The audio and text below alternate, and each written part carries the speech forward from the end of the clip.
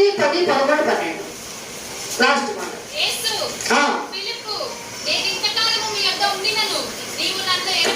కొంచెం పైన చూడు, ఇంకా బాగా అర్థమైంది. అప్పుడు ఫిలిప్పు, ప్రభువా తండ్రిని మాకు కనపరచుము, మాకంతే చాలు. ఆ మాట అన్నప్పుడు ఈ రూపం వచ్చింది. నాకు అయ్యింది అవుతాయా, తండ్రి పంపించడం వచ్చాము, తండ్రి కోసం వచ్చాము, తండ్రి చెప్పిన చేస్తారు అంటున్నావు కదా, తండ్రిని మాకు ఒకసారి కనపరచు, మాకు అంటే చాలు అన్నప్పుడు ఆయన అంటున్నాడు, ఫిలిప్పు నేను ఇంతకాలం నీ మధ్యలో ఉన్నాను, నువ్వు నన్ను ఎరగవా? నన్ను చూచిన వాడు తండ్రిని చూచి. అంటే ఇప్పుడు ఆయన మాట విన్నవాడు ఎవరి మాట విన్నట్టు? కుమారుడు మాట విన్నవాడు తండ్రి మాట విన్నట్టే, పరిశుద్ధాత్మ చూసినవాడు దేవుణ్ణి చూసినట్టే. నేను ఇంతకాలం మీ మధ్యలో ఉన్నప్పుడు మీకు తెలియదా, నన్ను చూసిన వాడు తండ్రిని చూసినట్టే. మళ్ళీ తండ్రిని చూపిమని నన్ను ఎలా అడుగుచున్నాము? నేను మీ మధ్యలోనే ఉన్నాను కదా, మీ మధ్యలోనే సంచరిస్తున్నాను కదా, మీతోనే ఉన్నాను కదా అన్నాడు. అయినా వాళ్ళు ఏమన్నారంటే, మాకు ఒక ప్రాక్టికల్స్ కావాలి. నా ఇంకా చూడండి, పట్టబదులు నిద్రపోవాలండి దయచేసి. మాకేం కావాలి?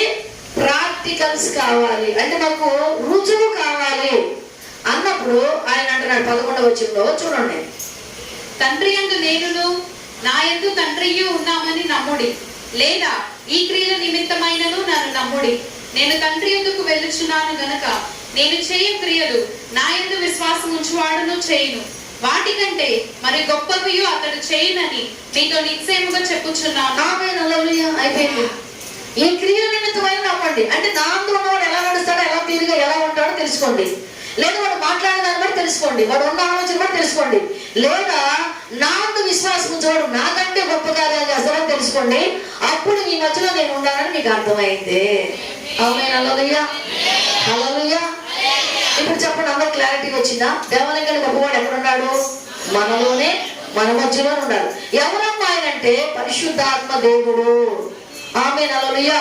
నేను వాక్యం చదవద్దు, నేను చెబుతాను. యోహాను సువార్త 14:15 ఉన్నాను ఉంది. ఆయన అంటున్నాడు, మీరు నన్ను ప్రేమించిన ఆజ్ఞలు కైకొందురు, నేను తండ్రిని వేడుకుంటా ఎల్లప్పుడూ మీ యొద్ద ఉండడు. ఆయన ఏ ఒక ఆదరణకర్తను అనుగ్రహించను, ఏ ఒక ఆదరణకర్త అనగా సత్యస్వరూపాత్మను మిమ్మల్ని అనుగ్రహించను. లోకం ఆయన చూడదు, ఎరగదు, పొందదు. మీరైతే చూస్తారు, పొందుతారు. మిమ్మల్ని నేను అనాథులుగా విడిచిపెట్టాను. ఇప్పుడు చెప్పండి, దేవాలయం గొప్పవాడు మీ మధ్యలో ఉన్నాడా లేదా? ఆయన ఎవరు? నా పేరు చెప్పుకోకండి, నన్ను అక్కడంటే ఇక్కడ పడతా. ఎందుకంటే నేను కాదు, ఎవరైనా పరిశుద్ధాత్మ దేవుడు. ఆయన తానే మిమ్మల్ని ఎన్నుకొని, తానే కోరుకొని, తానే తీసుకొచ్చి మేము మధ్యలో నడిపిస్తున్నాడు. అందుకే ఆయన దేవాలయం కంటే గొప్పవాడు ఎవరంటే పరిశుద్ధాత్మ దేవుడు. ఆమె హల్లెలూయా. ఇప్పుడు చెప్పండి, ఎవరికి ప్రథమ స్థానం ఇవ్వాలా? దేవునికి. ఎవరితో మనం మాట్లాడాలా? ఎవరి మాట వినాలా? వినకపోతే ఏమవుతాము? అంతే సంగతి. ఎంత బాగా చెప్పారు అంటారు అందరూ. ఆమె హల్లెలూయా. ఈ మాటలు దేవుడు దీవించను గాక. అందరు కళ్ళు మూసుకోండి.